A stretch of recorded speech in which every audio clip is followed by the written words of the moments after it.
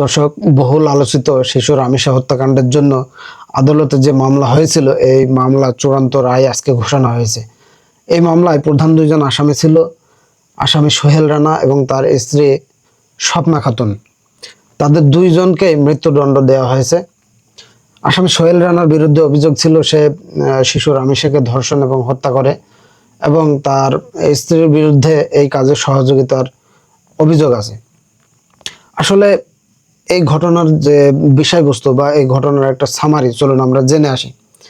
আসলে এই ঘটনাটি সংঘটিত হয় গত মাস, অর্থাৎ মে মাসের 19 তারিখ। মে মাসের 19 তারিখ সকাল যখন 9:30 বাজে, তখন শিশু রামিসা তার ফ্ল্যাটের দরজা দিয়ে বের হয় এবং অপর পাশে অবস্থিত ফ্ল্যাটে যে আসামি সোহেল রানা এবং তার স্ত্রী স্বপ্না খাতুন থাকতো, স্বপ্না খাতুন কৌশলে যে কোনোভাবে শিশু রামিসাকে তাদের ফ্ল্যাটে নিয়ে যায়। তাদের ফ্ল্যাটে নিয়ে যাওয়ার পরে সোহেল রানা শিশু রামিসাকে ধর্ষণ করে, এবং এই ঘটনাটি প্রচার হয়ে যাবে বা প্রচার হওয়ার পর একটা বড় কিছু হবে, এই ভয়ে সোহেল রানা শিশু রামিসাকে হত্যা করে।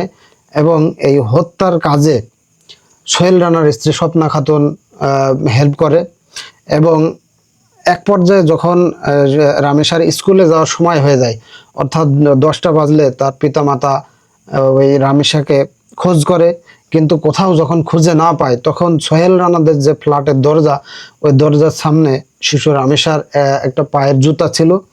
ওই জুতাটা দেখার পর দরজার বাইরে থেকে সোহেল রানা এবং তার স্ত্রী স্বপ্না খাতুনকে অনেক ডাকাডাকি করা হয়। ডাকাডাকির এক পর্যায়ে যখন তাদেরকে পাওয়া যায়নি, তখন আরও বেশ কিছু লোকজন ডাকাডাকি করার পর সোহেল রানাদের যে ফ্ল্যাটের দরজা, ওই ফ্ল্যাটের দরজা ভাঙা হয়। ফ্ল্যাটের দরজা ভাঙার পর সোহেল রানা যে কক্ষে থাকতেন, সেই কক্ষে যাওয়ার পর দেখা যায় যে শিশু রামিসার গলা কাটা দেহটি পড়ে আছে, অর্থাৎ মাথাবিহীন যে দেহ, সেই দেহটা সোহেল রানার যে শয়ন কক্ষ, এই কক্ষে ছিল। আর আরেক সাইডে বালতির ভিতর রামেশার মাথার অংশটি পাওয়া যায়। যখন ফ্ল্যাটের ভিতর প্রবেশ করা হয়, তখন ভিতরে যে স্বপ্না খাতুনকে পাওয়া গেলেও সোহেল রানাকে পাওয়া যায়নি। পরবর্তীতে জিজ্ঞাসাবাদের মাধ্যমে জানা গেছে স্বপ্না খাতুন তার স্বামীকে ওখান থেকে পালিয়ে যেতে সাহায্য করেছেন। আদালতে যে রায়টি দেওয়া হয়েছে, রায়ের পক্ষে যে আইনজীবীগণ ছিলেন, তাদের মাধ্যমে জানা গেছে আসামি সোহেল রানা তার হত্যা এবং ধর্ষণের বিষয়টি স্বীকার করেছেন, এবং আসামির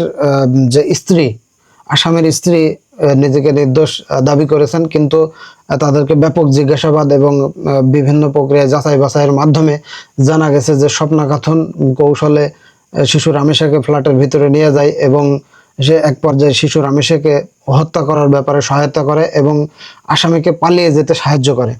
অর্থাৎ রামেশা হত্যাকাণ্ডের সার্বিক সব কিছুতে স্বপ্না খাতুন সোহেল রানাকে হেল্প করেছে, আর এই দোষেই তাকে সাব্যস্ত করা হয়েছে এবং তাকেও মৃত্যুদণ্ডের রায় দেওয়া হয়েছে।